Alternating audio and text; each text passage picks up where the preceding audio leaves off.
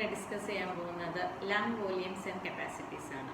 Okay, അപ്പോൾ lung volumes and capacities എന്ന് പറഞ്ഞു കഴിഞ്ഞാൽ ഒരു ഇൻഡിവിജ്വൽ ഏതെങ്കിലും ഒരാൾക്ക് അയാളുടെ ഡിഫറെൻറ്റ് സിറ്റുവേഷൻസിൽ അല്ലെങ്കിൽ ഡിഫറെൻറ്റ് സ്റ്റേജസിൽ എത്രമാത്രം എയറിനെ ഉള്ളിലേക്ക് എടുക്കാൻ പറ്റും, അല്ലെങ്കിൽ എത്രമാത്രം ബ്രീത്ത് ഔട്ട് ചെയ്യാൻ പറ്റും, പുറത്തേക്ക് കളയാൻ പറ്റും, അതുപോലെ എത്ര എയറിനെ നമുക്ക് നമ്മളുടെ ലങ്സിൽ ഹോൾഡ് ചെയ്ത് വെക്കാൻ പറ്റും ഡിഫറെൻറ്റ് സിറ്റുവേഷനിൽ, ഫോഴ്സ്ഫുൾ ഇൻസ്പിറേഷനിൽ, ഫോഴ്സ്ഫുൾ എക്സ്പിറേഷനിൽ, അങ്ങനെ ഡിഫറെൻറ്റ് സിറ്റുവേഷനിൽ അല്ലെങ്കിൽ കണ്ടീഷൻസിൽ ഒരു ഇൻഡിവിജ്വലിനെ എത്രമാത്രം എയറിനെ ബ്രീത്ത് ഇൻ ചെയ്യാം, ബ്രീത്ത് ഔട്ട് ചെയ്യാം, എത്ര എയറിനെ ലങ്സിൽ അക്കോമഡേറ്റ് ചെയ്യാം, അതിനെക്കുറിച്ചിട്ടുള്ള കുറച്ച് കാര്യങ്ങളാണ് ഈ ലങ് വോളിയംസ് ആൻഡ് കപ്പാസിറ്റീസിൽ പറയുന്നത്. നമുക്കിതിനെ ബ്രോഡായിട്ട് രണ്ടായിട്ട് ഡിവൈഡ് ചെയ്യാം. Okay, that's static lung volumes and capacity and the second one is the dynamic lung volumes and capacities. അപ്പോൾ ആ പേര് പറയുന്ന പോലെ തന്നെ സ്റ്റാറ്റിക് എന്ന് പറഞ്ഞാൽ ഇറ്റ്സ് എൻറ്റയർലി ടൈം ഇൻഡിപെൻഡൻ്റ് ആണ്. ഓക്കെ, അവിടെ ഒരു ടൈം എന്നുള്ളൊരു ഫാക്ടർ പറയുന്നില്ല. ഡൈനാമിക് എന്ന് പറഞ്ഞാൽ അങ്ങനെയല്ല, നമ്മളവിടെ ഒരു ടൈം എന്നുള്ളൊരു ഫാക്ടറോട് കൂടി പറയാം. ഉദാഹരണമായിട്ട് ഇൻ 1 minute അല്ലെങ്കിൽ in 1 hour or in 1 day, അങ്ങനെ ഒരു ടൈം എന്നുള്ളൊരു ഫാക്ടർ പറയുന്നുണ്ടെങ്കിൽ ദാറ്റ്സ് ഡൈനാമിക്. അതിന് ടൈം എന്നുള്ളൊരു ഫാക്ടറിയെ പറയുന്നില്ല എന്നുണ്ടെങ്കിൽ that is static lung volumes and capacities. Okay, അപ്പോൾ അതിൽ ഏറ്റവും ആദ്യത്തെയാണ് നമ്മളുടെ ടൈഡൽ വോളിയം നമ്മൾ പറയുന്നത്. ടൈഡൽ വോളിയം TV നമ്മൾ പറയുന്നത്. അപ്പോൾ എന്താണ് ടൈഡൽ വോളിയം എന്ന് നോക്കുക. That is the normal amount of air that we inspire or expire during normal respiration. സാധാരണ രീതിയിൽ നമ്മൾ ഒരു ഇൻവോളണ്ടറി ആയിട്ട് നമ്മളൊരു എഫേർട്ട് ഇല്ലാതെ നമ്മൾ സാധാരണ ഇരിക്കുമ്പോൾ എത്ര എയറിനെ നമ്മൾ ഉള്ളിലേക്ക് എടുക്കുന്നു, അല്ലെങ്കിൽ എത്രമാത്രം എയറിനെ നമ്മൾ ബ്രീത്ത് ഔട്ട് ചെയ്ത് കളയും, പുറത്തേക്ക് കളയുന്നു, ആ ഒരു എമൗണ്ട് ആണ് നമ്മളുടെ ടൈഡൽ വോളിയം എന്ന് പറയുന്നത്. നോർമൽ ഇൻസ്പിറേഷൻ എക്സ്പിറേഷൻ സമയത്ത് എത്ര എയറിനെ നമ്മൾ എടുക്കുന്നുണ്ട് അല്ലെങ്കിൽ ബ്രീത്ത് ഔട്ട് ചെയ്യുന്നുണ്ട്. It's amount of air that we expire out during normal quiet respiration ആണ് നമ്മളുടെ ടൈഡൽ വോളിയം നമ്മൾ പറയുന്നത്. And it's normal values 500 ml. Okay, ഇനി അടുത്തതാണ് ഇൻസ്പിറേറ്ററി റിസർവ് വോളിയം നമ്മൾ പറയുന്നത്. അതായത് ഈ ഇൻസ്പിറേറ്ററി റിസർവ് വോളിയം എന്ന് പറഞ്ഞു വെച്ചാൽ it's A maximum amount of air that we can inspire after tidal inspiration എന്ന് പറയും. അതായത് നോർമൽ ആയിട്ടുള്ള ഇൻസ്പിറേഷന് മുകളിലായിട്ട് നമുക്ക് എത്ര എയറിനെ എടുക്കാനായിട്ട് പറ്റും. ഉദാഹരണമായിട്ട് നമ്മുടെ കയ്യിൽ ഒരു 1 liter ബോട്ടിൽ ഉണ്ടെന്ന് വിചാരിക്കാം. അപ്പോൾ ഈ 1 liter ബോട്ടിൽ നമ്മൾ സാധാരണ രീതിയിൽ നമ്മളൊരു 300 എടുക്കുന്നു എന്ന് വിചാരിക്കും. 300 ml, 1 liter 1000 ml, അല്ല 300 ml ആണ് നമ്മൾ സാധാരണ എടുക്കുന്നത്. അപ്പോൾ 300നെ നമുക്ക് വേണമെന്നുണ്ടെങ്കിൽ ടൈഡൽ വോളിയം നമുക്ക് പറയാം, TV നമുക്ക് പറയാം. ഓക്കെ, അതിന് മുകളിൽ എത്ര എടുക്കാൻ പറ്റും? ഈ 300 കൂടാതെ അതിന് മുകളിൽ എത്ര എടുക്കാനായിട്ട് പറ്റും? 1000 ml ആണെങ്കിൽ 300 കഴിഞ്ഞിട്ട് എത്ര എടുക്കാൻ പറ്റും? 700 ml ആണ് നമുക്ക് എടുക്കാൻ പറ്റും. ആ 700 ml ആണ് നമ്മുടെ IRV അല്ലെങ്കിൽ ഇൻസ്പിറേറ്ററി റിസർവ് വോളിയം നമ്മൾ പറഞ്ഞത്. It is A maximum amount. ആ ബോട്ടിൽ മാക്സിമം അല്ലേ 700, ടോട്ടൽ അല്ല ഞാൻ പറഞ്ഞത്. നോർമൽ ആയിട്ടുള്ള 300ന് മുകളിൽ എത്ര എടുക്കാൻ പറ്റും എന്നാണ് പറഞ്ഞത്. ഓക്കെ, അപ്പോൾ ഇറ്റ്സ് എ ഡെഫിനിഷൻ പറയുകയാണെങ്കിൽ it's A maximum amount of air that we can inspire after normal inspiration അല്ലെങ്കിൽ ടൈഡൽ ഇൻസ്പിറേഷൻ നമുക്ക് പറയാം. ഓക്കെ, അപ്പോൾ അതിൻ്റെ നോർമൽ വാല്യൂ എന്ന് പറഞ്ഞത് 2000 to 3200 ml ആണ്. Okay, 2 liter to 3.2 liter maximum അത്രയാണ് വരുന്നത്. അത്രയാണ് നമ്മുടെ IRV നമ്മൾ പറയുന്നത്, ഇൻസ്പിറേറ്ററി റിസർവ് വോളിയം നമ്മൾ പറയുന്നത്. അപ്പോൾ അതേപോലെ തന്നെ അടുത്ത ആളാണ് എക്സ്പിറേറ്ററി റിസർവ് വോളിയം എന്നുള്ളത്. അപ്പോൾ അതെന്തായിരിക്കും? Maximum amount of air that we can expire out after normal expiration. ഒരു നോർമൽ എക്സ്പിറേഷന് ശേഷം നമ്മൾ ഫോഴ്സ്ഫുള്ളായിട്ട് നമുക്ക് എത്ര എയറിനെ നമുക്ക് ബ്രീത്ത് ഔട്ട് ചെയ്യാനായിട്ട് പറ്റും മാക്സിമം കേട്ടോ. അത് ആ എമൗണ്ടിനാണ് നമ്മൾ എന്ന് പറയുന്നത് എക്സ്പിറേറ്ററി റിസർവ് വോളിയം നമ്മൾ പറയുന്നത്. അതിൻ്റെ നോർമൽ വാല്യൂ എന്ന് പറയുന്നത് 750 to 1000 ml ആണ് നമ്മളുടെ ERV നമ്മൾ പറയുന്നത്. ഓക്കെ, അപ്പോൾ എക്സ്പിറേറ്ററി റിസർവ് വോളിയം എന്തായാലും maximum amount of air that we can be expired out after normal expiration. Normal എക്സ്പിറേഷന് ശേഷം എത്ര കളയാനായിട്ട് പറ്റും. ഓക്കെ, ഇനി അടുത്തതാണ് നമ്മളുടെ IC എന്ന് പറയുന്നത്, ഇൻസ്പിറേറ്ററി കപ്പാസിറ്റി നമ്മൾ പറയുന്നത്. ഇൻസ്പിറേറ്ററി കപ്പാസിറ്റി എന്ന് വെച്ചാൽ എന്താണ്? മാക്സിമം നമുക്ക് എത്ര എയറിനുള്ളിലേക്ക് എടുക്കാൻ പറ്റും? നമ്മൾ ആ 1000 ml ബോട്ടിൽ എത്ര എടുക്കാൻ പറ്റും? മാക്സിമം 1000 അല്ലേ എടുക്കാൻ പറ്റുന്നത്. ഓക്കെ, അതുപോലെ തന്നെ നമുക്ക് മാക്സിമം എത്ര എയർ എടുക്കാനായിട്ട് പറ്റും? ഓക്കെ, ആദ്യം IRV പറഞ്ഞപ്പോൾ നമ്മൾ പറഞ്ഞു നോർമൽ റെസ്പിറേഷൻ്റെ മുകളിൽ എത്ര എടുക്കാൻ പറ്റും. ഇത് അതല്ല, രണ്ടും കൂടെ കൂട്ടിയിട്ട് എത്ര. ഓക്കെ, അപ്പോൾ നമുക്ക് ഡെഫിനിഷൻ എന്താ? Maximum amount of air that we can inspire വേണമെന്നുണ്ടെങ്കിൽ പറയാം ആഫ്റ്റർ നോർമൽ എക്സ്പിറേഷൻ എന്ന് പറയാം. സാധാരണ ഒരു എക്സ്പിറേഷന് ശേഷം അപ്പോൾ നമ്മുടെ കളഞ്ഞു അല്ലേ, എയർ കളഞ്ഞു, അതിന് മാക്സിമം എത്ര ഇൻസ്പയർ ചെയ്യാം? Maximum amount of air that we can B inspire. അതാണ് നമ്മളുടെ IC ഇൻസ്പിറേറ്ററി കപ്പാസിറ്റി നമ്മൾ പറയുന്നത്. അപ്പോൾ അതെങ്ങനെ കാൽക്കുലേറ്റ് ചെയ്യാം? IRV plus tidal volume TV അല്ലേ? രണ്ടും കൂടെ കൂട്ടിയാലാണ് നമ്മളുടെ IC എന്ന് പറയുന്നത്. നമ്മൾ നേരത്തെ എക്സാമ്പിൾ തന്നെ എടുക്കുകയാണ്. ഒരു 1000 ml ഒരു ബോട്ടിലാണ്, അതിൽ 300 ആണ് നമ്മൾ നോർമലി എടുക്കുന്നതെന്നുണ്ടെങ്കിൽ ആ 300 ആണ് നമ്മുടെ ടൈഡൽ വോളിയം. അതിന്റെ മുകളിൽ എത്ര എടുക്കാൻ പറ്റും? 700 ആയിരുന്നു. ആ 700 ആണ് നമ്മളുടെ IRV. ഈ ബോട്ടിലിന്റെ മാക്സിമം എത്ര എടുക്കാൻ പറ്റും? 1000. അതിങ്ങനെ കാൽക്കുലേറ്റ് ചെയ്യാം. IRV പ്ലസ് TV, ഇത് 700 പ്ലസ് 300, ദാറ്റ് ഈസ് 1000. അതേപോലെ തന്നെയാണ് IC-നെ നമ്മൾ കാൽക്കുലേറ്റ് ചെയ്യുന്നത് IRV പ്ലസ് TV. ഓക്കെ, അപ്പൊ അതിന്റെ നോർമൽ വാല്യൂ എത്രയാണ്? 2.5 ലിറ്റർ ടു 3.7 ലിറ്റേഴ്സ് ആണ്. 2500 ml ടു 3700 ml ആണ് അതിന്റെ ഒരു നോർമൽ വാല്യൂ നമ്മളുടെ. അതേപോലെ അപ്പൊ IC പറഞ്ഞതുപോലെ തന്നെ EC എന്തായിരിക്കും? It's A maximum amount of air that we can expired out, that we can be expired out, the maximum amount of air that we can be expired out. അപ്പോൾ IC എങ്ങനെ calculate ചെയ്തു? IRV plus TV. അതുപോലെ തന്നെ EC എങ്ങനെയാണ് calculate ചെയ്യുന്നത്? ERV plus TV. Normal value എന്ന് പറയുന്നത് 1250 ml to 1500 ml, 1.2 litres to 1.5 litres ആണ് നോർമൽ EC. ഓക്കെ, ഇനി ഇത്ര നേരം നമ്മൾ പറഞ്ഞത് എത്ര എയറിനുള്ളിലേക്ക് എടുക്കുന്നു, എത്ര എയറിന് കളയുന്നു, അങ്ങനത്തെ കുറച്ച് കാര്യങ്ങളാണ്. ഇനി നമ്മൾ ലങ്സിലേക്ക് വരാം. ഓക്കെ, അപ്പോൾ നമ്മൾക്കറിയാം നമ്മൾ എത്ര തന്നെ എക്സ്പയർ ഔട്ട് ചെയ്ത് കളഞ്ഞാലും ലങ്സിൽ കുറച്ച് എയർ അവിടെ നിൽക്കും അല്ലേ? അല്ലെങ്കിൽ ലങ്സ് ഹൈ ഇലാസ്റ്റിക് ആയിട്ടുള്ളൊരു സംഭവമാണ്. അതിന് ഭയങ്കര റിക്കോയിൽ ഫോഴ്സ് ഉള്ളത്, ഉള്ളിലേക്ക് തിരിച്ചു പോകാൻ ഭയങ്കര ഇഷ്ടമാണ്. ഒരിക്കലും അങ്ങനെ തിരിച്ചു പോകാൻ പാടില്ല, ലങ് അങ്ങ് കൊളാപ്സ് ആയി പോകും. അപ്പോൾ ലങ്ങിന് എപ്പോഴും എന്ത് ചെയ്ത് വെക്കണം? നമ്മൾ കൊളാപ്സ് ആവാതിരിക്കാൻ വേണ്ടി കുറച്ച് എയർ അതിൻ്റെ ഉള്ളിൽ തന്നെ വെക്കണം. ഓക്കെ, ആ ലങ്സിലുള്ള എയർ ആണ് റെസിഡ്യുവൽ വോളിയം നമ്മൾ പറയുന്നത്. ഓക്കെ, അപ്പൊ റെസിഡ്യുവൽ വോളിയം എന്ന് വെച്ച് കഴിഞ്ഞാൽ it's amount of air remains in the lung. Okay, ഈ റെസിഡ്യുവൽ എന്ന് കേൾക്കുമ്പോൾ തന്നെ അത് ലങ്സിൽ ബാക്കിയുള്ള എയർ ആണ് കേട്ടോ. അപ്പോൾ റെസിഡ്യുവൽ വോളിയം എന്ന് പറഞ്ഞാൽ it's amount of air that remains in the lung after forceful expiration. നമ്മൾ മാക്സിമം എക്സ്പയർ ചെയ്തു, എന്നാലും കുറച്ച് എയർ എവിടെ ഉണ്ടാവും? ലങ്സിലുണ്ടാവും. അതാണ് നമ്മുടെ റെസിഡ്യുവൽ വോളിയം നമ്മൾ പറയുന്നത്. Amount of air remains in the lung after maximum expiration or forceful expiration ആണ് എന്ത്? റെസിഡ്യുവൽ വോളിയം നമ്മൾ പറയുന്നത്. ഓക്കെ, ഇനി അതേപോലെ തന്നെ ഒരു അടുത്ത ഡെഫിനേഷൻ ആണ് ഫങ്ഷണൽ റെസിഡ്യുവൽ വോളിയം അല്ലെങ്കിൽ ഫങ്ഷണൽ റെസിഡ്യുവൽ കപ്പാസിറ്റി നമ്മൾ പറയും. അതായത് the amount of air that remains in the lung after normal expiration. Okay, അപ്പൊ നോർമൽ എക്സ്പിറേഷന് ശേഷം, സാധാരണ നമ്മൾ എക്സ്പയർ വോളണ്ടറി ആയിട്ടൊന്നും ചെയ്തിട്ടില്ല, നമ്മുടെ നോർമൽ എക്സ്പിറേഷന് ശേഷം ലങ്സിൽ കുറച്ച് എയർ ബാക്കിയുണ്ടാവും. അതായിരുന്നു എന്ത്?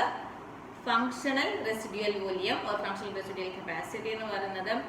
ഇനി ഫോഴ്സ്ഫുൾ എക്സ്പിറേഷൻ, നമ്മൾ മാക്സിമം എക്സ്പയർ ചെയ്ത് കളഞ്ഞു, എന്നാലും ലങ്സിൽ കുറച്ച് എയർ നിൽക്കും, അതാണ് നമ്മളുടെ എന്ത്? റെസിഡ്യുവൽ വോളിയം നമ്മൾ പറയുന്നത്. ഓക്കെ, നമ്മുടെ നോർമൽ റെസിഡ്യുവൽ വോളിയം എന്ന് പറഞ്ഞിട്ടുള്ളത് 1.2 ലിറ്റേഴ്സ് ആണ്. ഓക്കെ, അപ്പോൾ ഫങ്ഷണൽ റെസിഡ്യുവൽ വോളിയം കാൽക്കുലേറ്റ് ചെയ്യാൻ നമ്മൾ എങ്ങനെയാണ്? ഫങ്ഷണൽ റെസിഡ്യുവൽ വോളിയം എന്തായിരുന്നു? നോർമൽ എക്സ്പിറേഷന് ശേഷമുള്ളതല്ലേ? ഓക്കെ, അപ്പോൾ അവിടെ എന്തുകൂടി ഉണ്ട്? ERV ഉണ്ട്. ഫോഴ്സ്ഫുൾ ആയിട്ട് നമ്മൾ എക്സ്പയർ ചെയ്തിട്ടില്ലല്ലോ, അപ്പോൾ എക്സ്പെക്റ്റഡ് റിസർവ് വോളിയം കൂടി ഇവിടെ ആഡ് ആയി കിടക്കുകയാണ്. അപ്പോൾ നമ്മൾ അത് കാൽക്കുലേറ്റ് ചെയ്യണത് ERV പ്ലസ് RV ആണ്. നോർമൽ വാല്യൂ 2.5 ലിറ്റേഴ്സ് ആണ്. എന്താണ് ഡിഫറൻസ്? റെസിഡ്യുവൽ വോളിയം എന്ന് വെച്ചാൽ എന്താണ്? Amount of air remains in the lung after forceful expiration. Functional residual volume എന്ന് വെച്ചാൽ എന്താണ്? Amount of air remains in the lung after normal expiration. ഒന്ന് ഫോഴ്സ്ഫുൾ എക്സ്പിറേഷന് ശേഷമുള്ളതും ഒന്ന് നോർമൽ എക്സ്പിറേഷന് ശേഷമുള്ളതും. ഇതാണ് നമ്മളുടെ എന്ത്? റെസിഡ്യുവൽ വോളിയം എന്ന് പറയുന്നത്. ഇനി അടുത്ത ഇമ്പോർട്ടൻ്റ് ആയിട്ടുള്ള ഒരു കാര്യമാണ് വൈറ്റൽ കപ്പാസിറ്റി എന്നുള്ളത്. വൈറ്റൽ കപ്പാസിറ്റി എന്നുള്ളത് എന്താണെന്ന് വെച്ചാൽ maximum amount of air that we can expel out after maximum inspiration. അതായത് ഒരാൾ മാക്സിമം ഇൻസ്പയർ ചെയ്തു, അത് മാക്സിമം എക്സ്പയർ ചെയ്യണം. അപ്പോൾ ആ എക്സ്പയർ ചെയ്യുന്ന വോളിയമാണ്, ആ എക്സ്പയർ ചെയ്യുന്ന എയറിന്റെ വോളിയമാണ് നമ്മൾ എന്തെന്ന് പറയുന്നത്? വൈറ്റൽ കപ്പാസിറ്റി നമ്മൾ പറയുന്നത്. Maximum amount of air that we can expire out after forceful inspiration. Forceful ആയിട്ട് ഇൻസ്പയർ ചെയ്യുക, അതുപോലെ ഫോഴ്സ്ഫുൾ ആയിട്ട് എക്സ്പയർ ഔട്ട് ചെയ്യുക. അപ്പോൾ ആ എമൗണ്ട് ഓഫ് എയർ ആണ് നമ്മുടെ വൈറ്റൽ കപ്പാസിറ്റി എന്ന് പറയുന്നത്. അത് മെയിൽസിനും ഫീമെയിൽസിനും രണ്ടും വ്യത്യാസം ഉണ്ടാവും. അതായത് മെയിൽസിലാണെങ്കിൽ it's around 4.8 litres and in case of females it's 3.2. അതായത് മെയിൽസിനും ഫീമെയിൽസിനും ചെസ്റ്റ് എക്സ്പാൻഷൻ വ്യത്യാസം ഉണ്ടാവില്ല, അതുകൊണ്ട് ആണ് വൈറ്റൽ കപ്പാസിറ്റിയിൽ ചേഞ്ചസ് വരുന്നത്. ഓക്കെ, എത്രയാണ് നമ്മളുടെ സ്റ്റാറ്റിക്? ഏതൊക്കെയായിരുന്നു? Tidal volume, IRV, ERV, IC, EC, vital capacity, then 2 residual volume and functional residual volume. ഇത്രയായിരുന്നു എന്താ? സ്റ്റാറ്റിക്. ഇനി നമ്മൾ എന്ത് പറയാൻ പോവാണ്? ഡൈനാമിക്കിലേക്ക് പോവാണ്.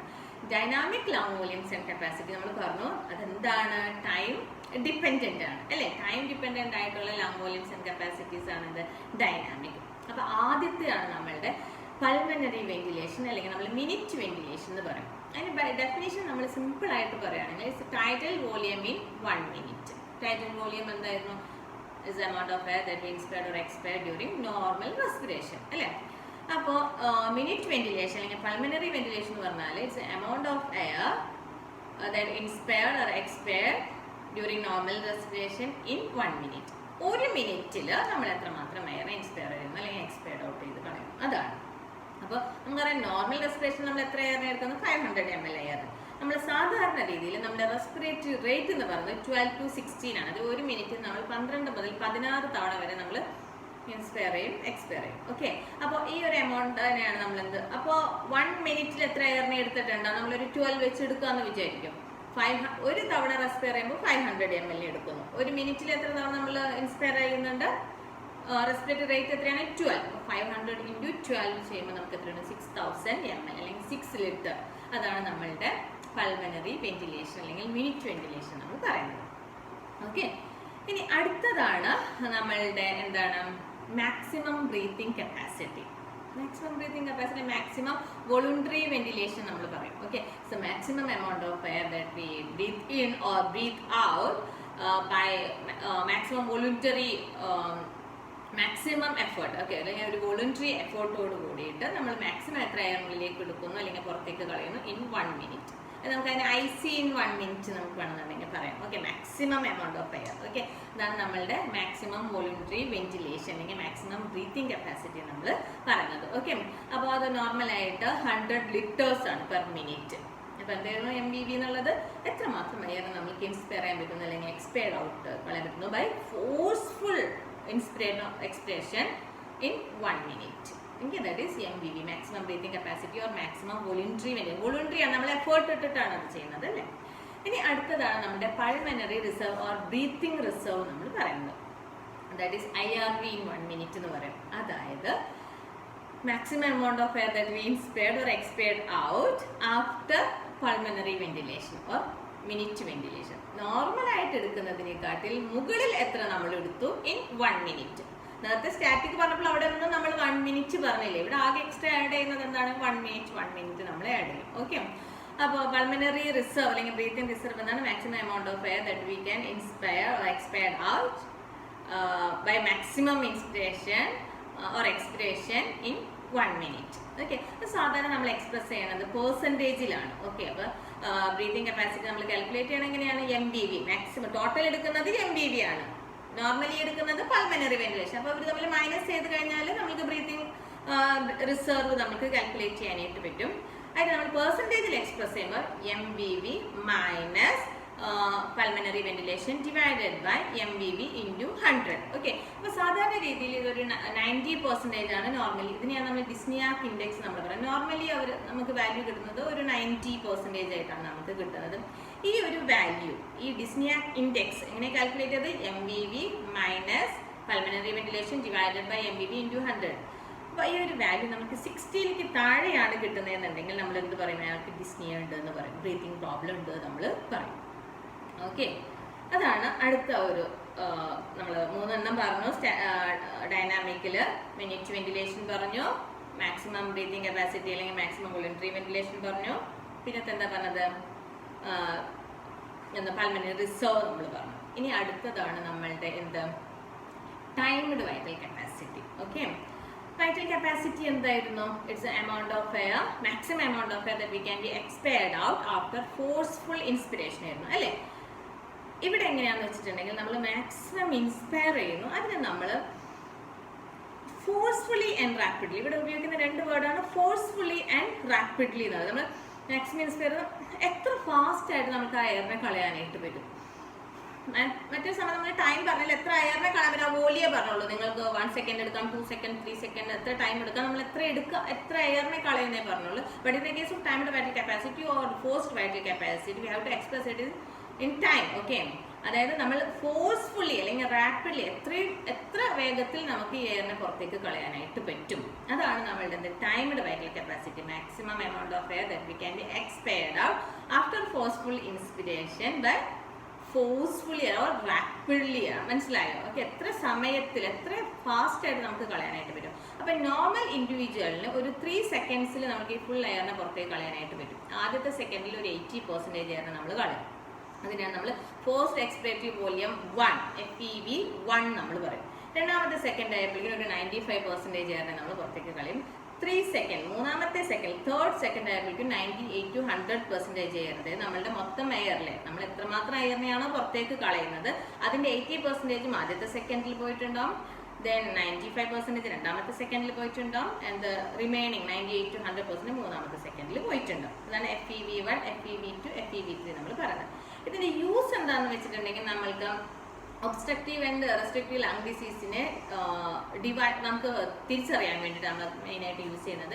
ഉദാഹരണം ഒബ്സ്ട്രക്റ്റീവ് ലങ് ഡിസീസ് ആണ്, ഒബ്സ്ട്രക്റ്റീവ് കണ്ടീഷൻ ആണെങ്കിൽ ഉദാഹരണമായിട്ട് നമുക്ക് ആസ്മയൊക്കെ ഉണ്ടെന്ന് വിചാരിക്കാം. ആ ഒരു കണ്ടീഷനിൽ ഇവരുടെ ലങ് വോളിയത്തിൽ വൈറ്റൽ കപ്പാസിറ്റി ഇവർക്ക് നോർമലായിരിക്കും. അവർക്ക് ബ്രീത്ത് ഔട്ട് ചെയ്യാനാണ് ബുദ്ധിമുട്ട്. മാക്സിമം ബ്രീത്ത് ചെയ്യാൻ പറ്റും, പക്ഷെ അവർക്ക് ബ്രീത്ത് ഔട്ട് ചെയ്യാൻ അവരുടെ ബ്രീത്ത് ഔട്ടിങ്ങിനാണ് പ്രോബ്ലം വരുന്നത് അല്ലേ. അപ്പൊ അവരെടുക്കുന്ന എമൗണ്ട് വൈറ്റൽ കപ്പാസിറ്റി 3.2 ലിറ്റർ നമ്മൾ പറഞ്ഞില്ല, അത് നോർമൽ ആയിരിക്കും. പക്ഷെ ആദ്യത്തെ സെക്കൻഡിൽ 80% ആണ് അവർക്ക് പുറത്തേക്ക് കളയാനായിട്ട് പറ്റില്ല. FEV1 അവിടെ കുറയും. വൈറ്റൽ കപ്പാസിറ്റി നോർമൽ ആയിരിക്കും, പക്ഷേ ആദ്യത്തെ സെക്കൻഡിൽ FEV1 80% എയറിനെ കളയാനായിട്ട് പറ്റില്ല. അപ്പോൾ ഒബ്സ്ട്രക്റ്റീവ് ലങ് ഡിസീസ് ആണെങ്കിൽ വൈറ്റൽ കപ്പാസിറ്റി നോർമൽ ആയിരിക്കും, പക്ഷേ FEV1 കുറയും. പക്ഷേ നമ്മളുടെ റെസ്ട്രിക്റ്റീവ് കണ്ടീഷനിലാണെങ്കിൽ ഇപ്പോൾ ഉദാഹരണമായിട്ട് കിഫോസിസോ അങ്ങനെ കൂനൊക്കെ ഉള്ള ആൾക്കാരിലാണെങ്കിൽ അവരുടെ ചെസ്റ്റ് എക്സ്പാൻഷൻ നല്ലോണം ഉണ്ടാവില്ല. അപ്പോൾ അവരെടുക്കുന്ന എയർ തന്നെ കുറവായിരിക്കും. അപ്പോൾ അവർ വൈറ്റൽ കപ്പാസിറ്റിയാണ് കുറയുന്നത്. ആ വൈറ്റൽ കപ്പാസിറ്റിയുടെ 80% ആദ്യത്തെ സെക്കൻഡിൽ തന്നെ പുറത്തേക്ക് കളഞ്ഞിട്ടുണ്ട്. മനസ്സിലായോ? അപ്പോൾ ഈ റെസ്ട്രിക്റ്റീവ് ആൻഡ് ഒബ്സ്ട്രക്റ്റീവ് ലങ് ഡിസീസിനെ ഡിഫറൻഷിയേറ്റ് ചെയ്യാൻ വേണ്ടിയിട്ട് നമ്മൾ ഈ ഫോഴ്സ്ഡ് എക്സ്പിറേറ്ററി വോളിയം നമ്മൾ യൂസ് ചെയ്യുന്നത്. അപ്പോൾ ഡൈനാമിക് ലങ് വോളിയംസിൽ ഏതൊക്കെയാണ് നമ്മൾ ഡിസ്കസ് ചെയ്തിരുന്നത്? That is pulmonary ventilation and maximum breathing capacity, pulmonary reserve or breathing reserve and timed vital capacity, ഇത്രയും കാര്യങ്ങളാണ്. ഇന്നത്തെ ക്ലാസ് എല്ലാവർക്കും മനസ്സിലായെന്ന് വിശ്വസിക്കുന്നു. നിങ്ങൾക്ക് വീഡിയോ ഇഷ്ടമായാൽ ചാനൽ സബ്സ്ക്രൈബ് ചെയ്യുക, ലൈക്ക് ചെയ്യുക, ഷെയർ ചെയ്യുക. Thank you.